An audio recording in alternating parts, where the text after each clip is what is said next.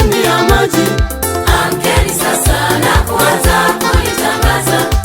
Amkeni sasa na kuanza kulitangaza na kulieneza neno lake kwa mataifa, na kulieneza neno lake kwa mataifa. Baada ya kuamini na kubatizwa ndani ya maji, baada ya kuamini na kubatizwa ndani ya maji.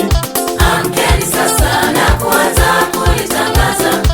Amkeni sasa na kuanza kulitangaza na kulieneza neno lake kwa mataifa, na kulieneza neno lake kwa mataifa. Ole, ole, ole.